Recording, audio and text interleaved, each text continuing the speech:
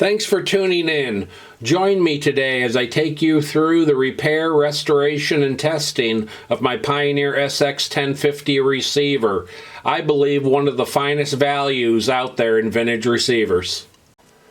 If you enjoy vintage audio equipment, you've come to the right spot. Please subscribe and hit that notification bell, as well as giving me a big thumbs up if you like this video, and share it with others. There is a risk of serious injury or death from electrical shock working on this equipment. If you're not comfortable with working on the equipment, please do not take the cover off and consult a professional.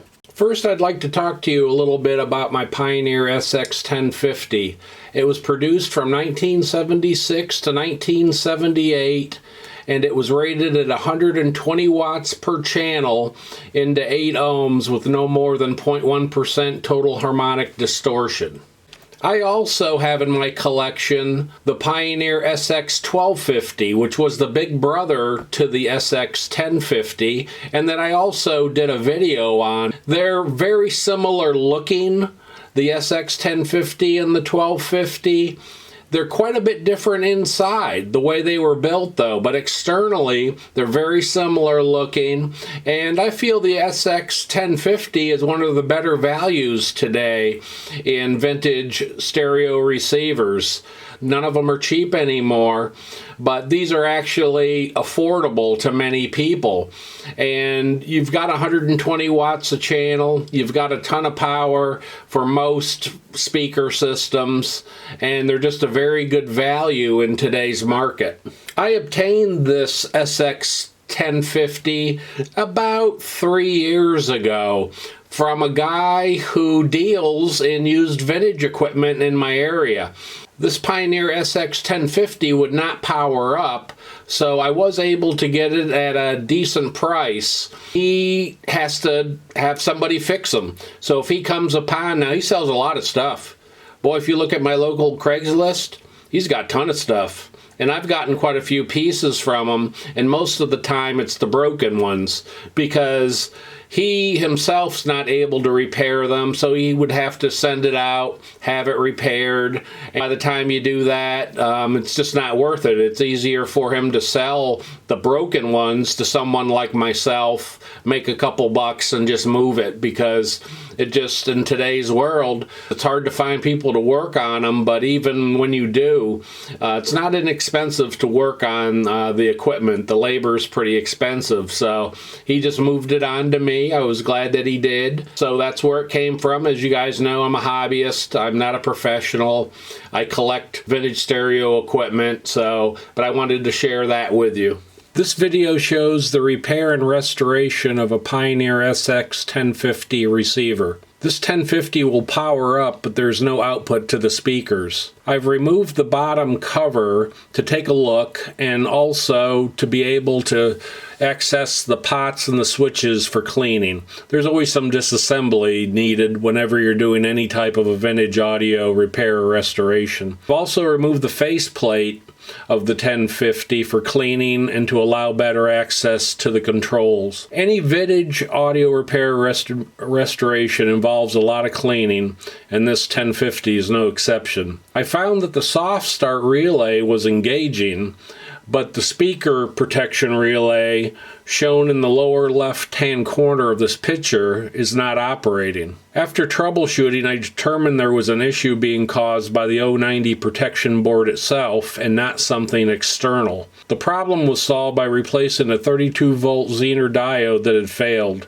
After replacing the diode, the speaker relay operated fine. I'll replace the speaker relay also. It's still working, but after 40+ years, while I'm in here, why not change it out? It's $10 or $12. It's silly not to. Most of the parts for any vintage audio repair or restoration is still available, including this Omron relay, which is a perfect replacement for the original one. When you need a relay for any vintage audio project, Omron probably still makes a relay that will work out for you. So now I'm going to start replacing the 40-year-old electrolytic capacitors, as well as transistors that have a history of failing. I'll work first on the equalizer assembly, which is the phono board at the bottom of the unit. The 4 transistors shown with the orange dots need to be gain matched during this 1050 repair and restoration. They were gain matched back in the 70s and they need to be gain matched now. I keep a pretty good supply of small signal transistors in stock. If you buy them by 100 like I do, they're only 3 cents or so a piece. So, you get 100 transistors for $3. It's silly not to have those available to you. I'm ready now to replace the capacitors and the transistors on the equalizer assembly. This work will help you get the best sound out of your vinyl records. I'll use an Atlas DCA Pro to gain match the transistors. Modern test equipment is very helpful when repairing or restoring vintage audio equipment. The equalizer assembly is accessed from the bottom of the chassis. There are 4 small plastic tabs that are compressed to remove it. Then you'll find there's enough slack in the cables to move the equalizer assembly into a position to make component replacement possible. I've begun to replace the components on the equalizer assembly. Always use good quality parts for any replacements. I used mostly Panasonic capacitors in this project. Any of the major brands are good. We'll just use something of good quality. Also, there will be, in some points, audio grade capacitors will be required in the signal path for the best sound quality. I've replaced the capacitor and transistors on the equalizer assembly. Put it back in the unit, and that one's ready to go. Up next will be the restoration of the flat amplifier assembly.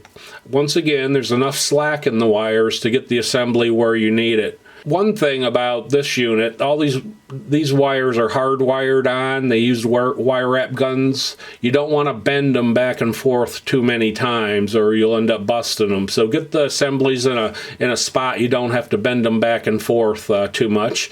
And also with the assemblies out, you can see how much easier it is to get the deox straw where you need it to clean the various controls. The flat amplifier has a variety of electrolytic capacitors and transistors that will be replaced. Any capacitors in the signal path will be replaced with audio grade capacitors. The smaller value capacitors will be replaced with film capacitors.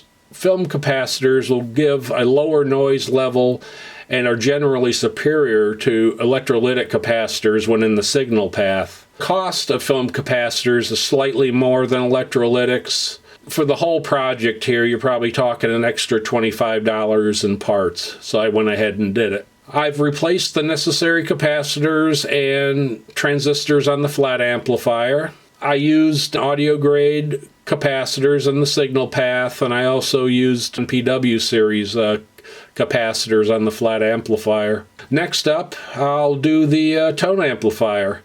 And the same thing here. There's a cover. One thing about it, there's a cover that needs to be removed for access, and there's only 3 screws, and off comes the cover. So that's not too hard to do. Got a good amount of slack in the wiring. Of course, you're going to have to maybe cut a tie wrap or two, take some of these wires out of the channels, but it's really, you can get it in a workable position without too much difficulty. And again, we've got the 40-year-old plus electrolytic capacitors and the transistors that are prone to failure, and those will all be replaced. In this assembly, I did use film capacitors to replace many of the small electrolytics that were in the signal path. I've just about got it all changed out. I've got film capacitors in there. I've got the new electrolytics in there, and just get all that old stuff out of there, and hopefully this 1050 can go another 40 years. With all the new components installed, I'll give it one final look over, and then I'll be reinstalling it into the 1050.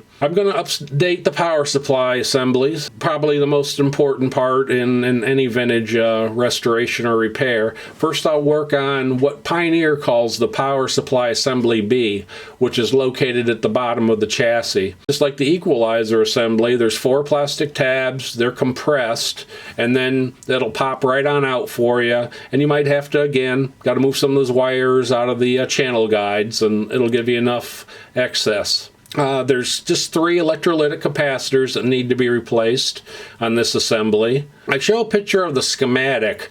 Notice the 76 volt and the 24 volt pins. I show this as the capacitors that were installed. The 25 volt will be replaced with a 50 volt. Did it work? Sure. I mean, there's only 24 volts at that lead, so they used a 25 volt capacitor, but that doesn't give you much room of play. So I've replaced it with a 50 volt, and the 80 volt rated capacitors, the original ones that were sitting handling 76 volts, I'll go ahead and replace those with 100 volt capacitors.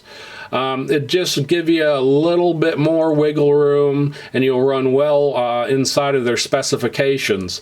The reason Pioneer did this, and like any company, you save a couple pennies per component, and you're doing thousands or tens of thousands of units, and it's a lot of money. So they did last all these years, but once again, for a couple extra cents, I can bump them up a little bit, and we can have that little bit more comfort room there.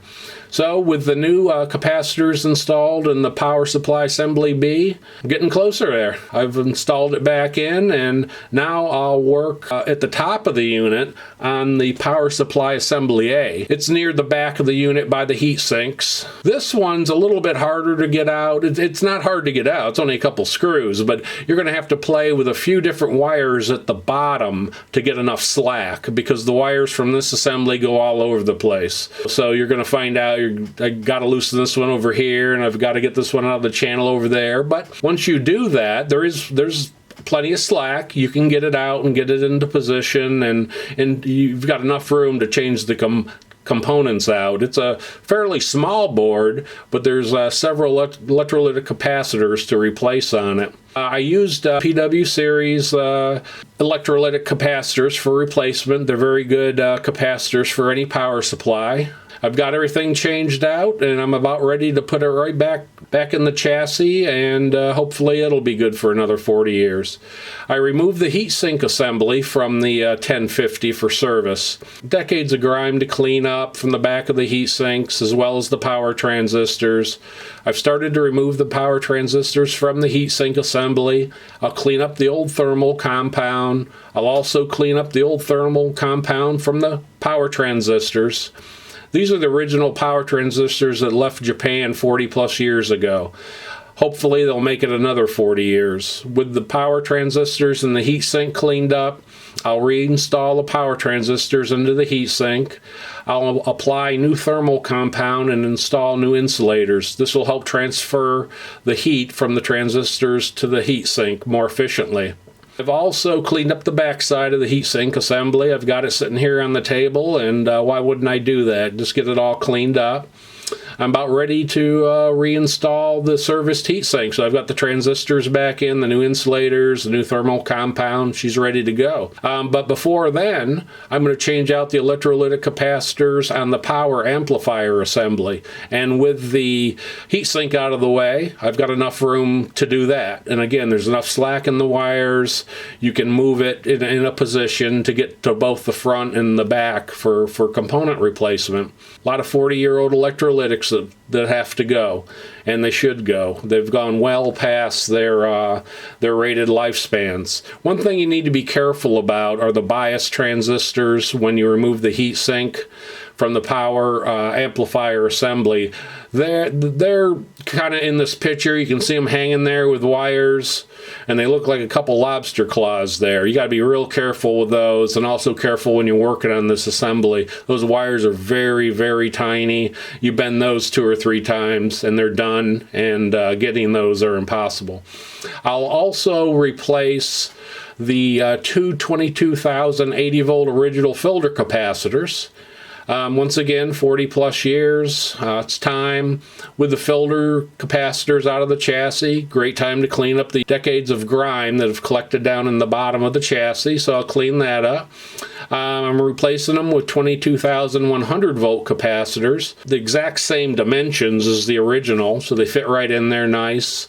Always take a ton of pictures. You can't have enough pictures before you start unhooking stuff. That way, if you run into some sort of an issue, you'll be able to have a picture to look back at. Both the original and the new filter capacitors were screw type, but the new capacitor screws were slightly larger diameter.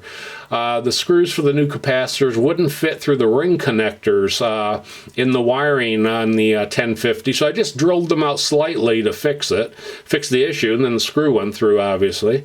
This wasn't a big deal, but you run into things like this as there's no longer OEM parts for a Pioneer SX-1050.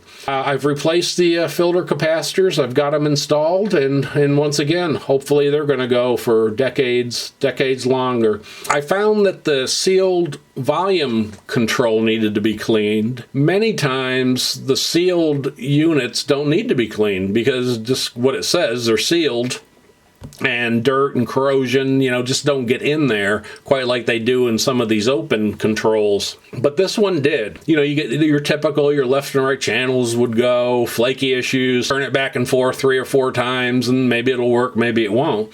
So what I did, I had to remove that volume control out of the chassis and loosen 2 screws on the volume control. You're better off not to take this thing apart.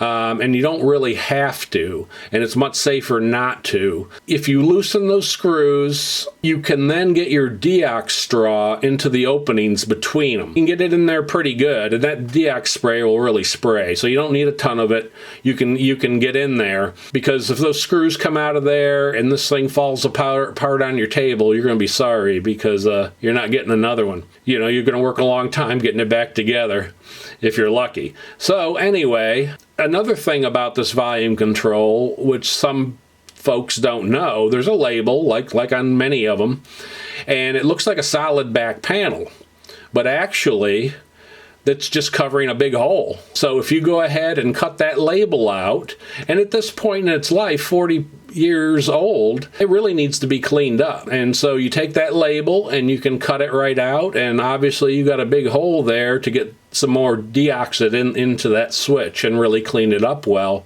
One thing you should do though, and this is what I did, cover that hole up again. Don't leave the big hole there, because 10, 20, 30 years later somebody's going to have the same problem you got now, right? So you cover that hole up to keep the dirt and grime out of it in the future. Like I said before, like every repair and restoration of vintage audio equipment, there's a ton of cleaning to do. And here's the inside of the back cover. Requires some soap and water. I'll go out to the garage sink and take it with me and leave the mess out there. The knobs need to be cleaned up, same way. Been sitting around for years, it looks like. Not a surprise. Use a bowl, use some dish soap, use a toothbrush, use whatever you feel like to clean that stuff up. Just take you a little while, and you'll take off probably decades of dirt pretty easily. Got to clean up the faceplate, same thing. Dish soap, warm water, rags, Q-tips, whatever seems to work for you. Got that cleaned up. Reinstalled the faceplate and the knobs. 1050's looking a lot better here, and now it's time to go to the test bench. It must go to the test bench. Any type of a vintage restoration or repair requires this. Now, you've done a lot of work here. I've listened to it for a couple hours on the test bench. It seems to be fine. Specific test equipment can test out pretty much all the amplifier specifications that are in your manual. I'll use a Sound Technology 3200A along with a signal generator, and this will give me a definitive answer to where if the work I've done is valid and solid. So my ears say it is, but this test equipment will verify that. And I found that both channels tracked very closely together, just 1% apart in most of its range, which is very good.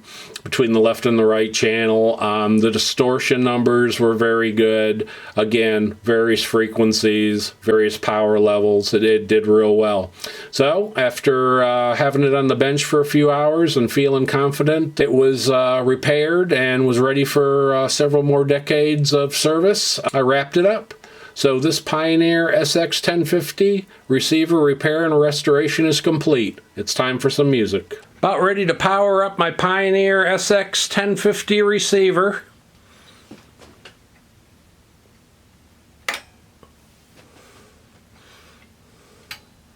Well, I heard that speaker relay, which is always a good sign. The Pioneer SX-1050 is really a full-featured receiver.